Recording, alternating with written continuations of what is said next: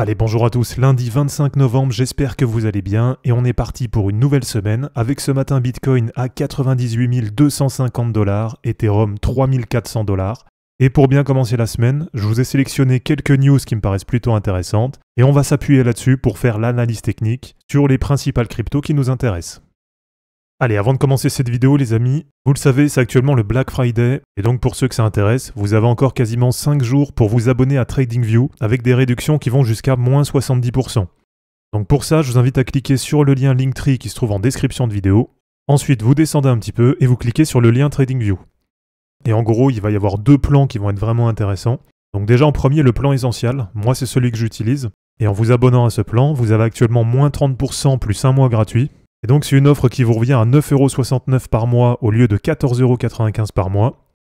Ensuite vous avez le plan plus qui est à moins 40% plus un mois gratuit. Et là en tout ça vous revient à 216 € par an.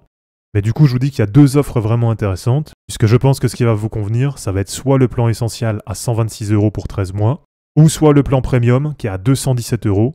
Donc finalement c'est juste 1 € de plus que le plan plus. Et donc pour le plan premium, vous avez moins 70% plus un mois gratuit. Et là vraiment c'est une offre qui est super intéressante puisque ça vous revient à 16,69 € par mois au lieu de 59,95 €.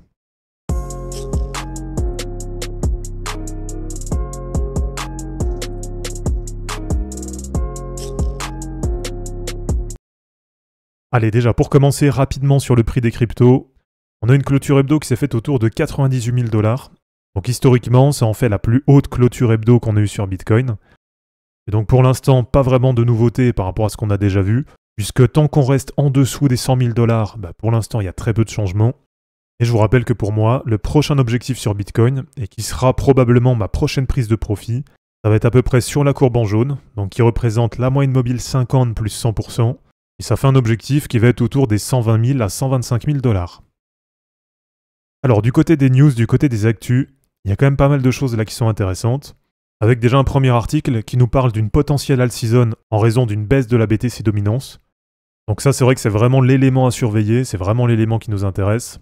Et donc ça fait plaisir, puisque sur la semaine dernière, on a eu une grosse baisse de la BTC dominance et aussi pas mal de volatilité, avec une clôture hebdo qui s'est faite autour des 59,1%. Et là pour l'instant, ça fait que quelques heures qu'on a la semaine qui a démarré, mais on voit que ça continue de baisser sur la BTC dominance et qu'on est en train d'approcher les 59%. Donc voilà, ça fait plaisir, puisque au maximum sur la semaine dernière, on est venu chercher 61,5%, et ça pour l'instant c'est le point haut en termes de BTC dominance sur le cycle. Et voilà, vous le savez, si on veut avoir la alt season, et si on veut avoir la majeure partie des altcoins qui vont surperformer Bitcoin, eh bien forcément il faut qu'on ait une baisse sur la BTC dominance. Et donc pour les niveaux à surveiller, eh bien on va déjà se mettre le bas du canal ascendant, donc ça va déjà être un premier niveau déterminant. Puisqu'en cas de retour d'une BTC dominance vers 57,8 à 58%, eh bien déjà là ça va permettre d'avoir quand même pas mal d'altcoins qui vont un petit peu surperformer Bitcoin. Et l'objectif bien sûr c'est qu'on ait cette BTC dominance qui aille casser à la baisse le canal ascendant. Et donc là pour moi, en cas de alt season, le premier objectif qui m'intéresse vraiment, eh bien ce serait de voir la BTC dominance en dessous des 51%.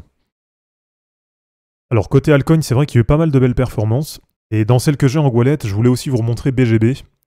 Puisque c'est vrai que là, on a un nouvel ATH qui s'est fait, pas loin des 1,70 $. Donc vraiment, ça fait plaisir, puisque je vous le dis à chaque fois, BGB pour moi, c'est vraiment une des cryptos les plus solides du marché. Et même si c'est pas une crypto sur laquelle vous allez faire x50, mais c'est une crypto qui est vraiment intéressante, parce qu'elle a très peu de corrections, mais aussi parce qu'elle permet de surperformer la moyenne du marché. Alors parmi les cryptos que j'ai en wallet, et ça j'en ai reparlé hier dans le live, donc d'ailleurs merci à tous ceux qui sont passés, c'est vraiment super sympa, je m'attendais pas à ce qu'on soit aussi nombreux un dimanche. Donc concernant Sui Network, on a une petite correction là qui s'est mise en place. Et moi je vous avais partagé que je voulais prendre un TP là dans cette zone. Donc vraiment dans la grosse zone de surchauffe sur le Dynamic Rainbow 50. Donc moi ce que j'aurais aimé finalement ça aurait été de sortir on va dire entre 3,70 et 3,90. Et donc là finalement ça corrige un petit peu. Et on a clôturé la semaine autour de 3,40 $. Donc pour ceux qui m'ont posé la question, est-ce que là je considère qu'on est déjà sur un bon point de repli sur Sui ou pas? Eh bien pour moi non, pas vraiment. Mais je considère quand même que ça reste assez haut. Et je pense que si on a Bitcoin qui vient à corriger un petit peu, il y aura moyen de reprendre Sui à peu près dans cette zone, donc à peu près entre 2,35 $ et 2,75 $. Allez, pour continuer, deuxième actu du jour les amis. Donc là on nous dit que la SEC a infligé 8,2 milliards de dollars de sanctions sur 2024. Et donc pour ceux qui ont participé au live hier, j'ai vu que vous aviez pas mal de questions, en tout cas qu'il y a pas mal d'incertitudes autour de la réglementation MiCA, donc qui est la réglementation européenne qui va bientôt être mise en place, puisque de mémoire elle va rentrer en vigueur le 30 décembre 2024. Donc là on va dire grosso modo dans un mois ça va être mis en place.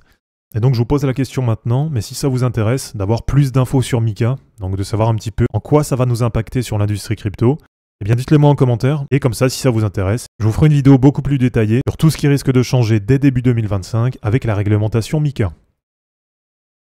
Alors sinon parmi les news, bon on nous reparle encore des 2 pizzas pour 10 000 bitcoins, bon ça je pense qu'il faut arrêter au bout d'un moment. Et allez, pour terminer, donc on a une actu sur Cointelegraph qui nous dit que Tether vient de minter 3 milliards de dollars supplémentaires en USDT. Et ça, c'est vrai que c'est vraiment intéressant, puisque visiblement au total, Tether a frappé environ 13 milliards d'USDT depuis le 8 novembre 2024. Et si je vous montre, c'est justement un indicateur que je suis. Donc en prenant en compte le market cap de l'USDT plus le market cap de l'USDC. Et en fait, ce qui est intéressant, c'est que ça permet de voir tout simplement les liquidités qui vont arriver sur le marché. Et regardez, si je vous montre un petit peu comment ça a évolué. Donc par exemple, de octobre 2023 à mars 2024, on avait eu plus 19 milliards. Ensuite, d'à peu près mars 2024 jusqu'à encore très récemment, donc jusqu'à à peu près début novembre, on avait eu à peu près plus 28 milliards de dollars de stablecoin. Et là, rien que sur les 3 dernières semaines, on vient d'avoir quasiment plus 17 milliards de dollars de stablecoin.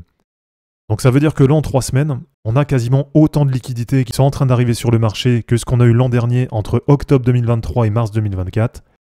Donc forcément, plus on a de liquidités en attente et plus on a de chances que le marché monte. Donc c'est pour ça que normalement, pour les prochains mois, il y a encore pas mal de carburant qui devrait arriver dans la fusée. Donc voilà les amis, c'est terminé pour cette vidéo. J'espère en tout cas que ça vous aura plu. N'hésitez pas à l'aimer, à la commenter et à vous abonner pour en suivre d'autres. Je vous rappelle que dans la description de cette vidéo, vous allez retrouver tous les liens utiles et les liens pour me soutenir. Et je vous dis à bientôt pour une prochaine vidéo. Ciao!